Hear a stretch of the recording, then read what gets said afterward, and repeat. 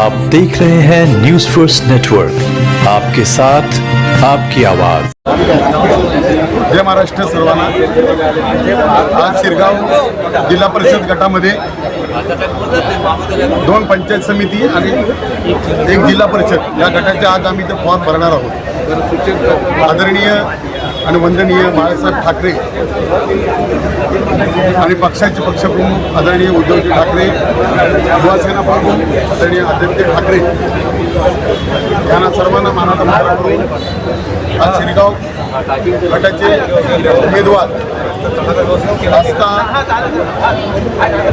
धांगडे आणि पंचायत समिती सदस्य शुभ्रा काजी आणि आदेश घाटकर या तिघांचे फॉर्म इथं आज आम्ही भरणार आहोत।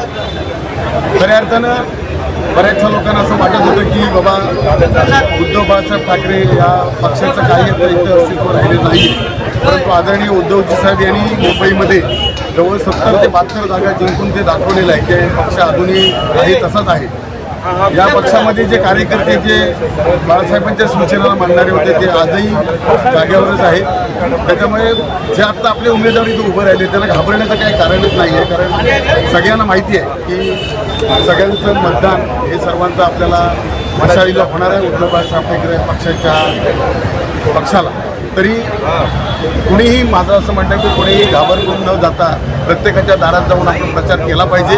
आपला विजय निश्चित आहे, काही घाबरण्याचं कारण नाही। मी या शिरगावच्या जिल्हा परिषद सदस्य पंचायत समिती 2 सदस्यांना खरोखर असं सांगतोय की आमचे काजी हे खरोखर सच्चा कार्यकर्ता आहे, आज चांगल्या प्रकारे काम करतो आणि उद्धवजीने दाखवून दिले आहे की आज प्रामाणिक कार्यकर्त्याला आज तिकीट घेणं गेलं, कारण का जे आपल्या पक्षातून दुसऱ्या पक्षात गेले ते त्यांना डावळून आज आपल्या जे काही दुसऱ्या पक्षात गेले त्यांना की आज तिकीट मिळाले नाही, परंतु बाळासाहेबांचे जे शिवसैनिक आहेत उद्धवजींचे शिवसैनिक त्यांना आज खरोखर प्रामाणिकपणे तिकीट गेलेलं आहे आणि सर्व लोकांना ज्ञात आहे की हेच सच्चा शिवसैनिक आहेत। त्याच्यामुळे काही घाबरण्याचं कारण लोक आपल्याला मतदान करतील, आपण लोकांपर्यंत पोहोचलं पाहिजे।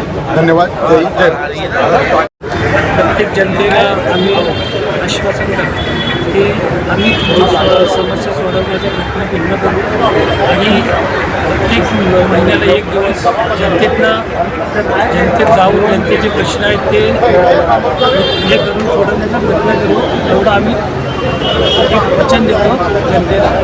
जनतेने माझ्या विशेष शुभ्रा शाहनवाज काजी यांना बहुमताने निवडून द्यावं ही आमची विद्यापीठ कंपनीची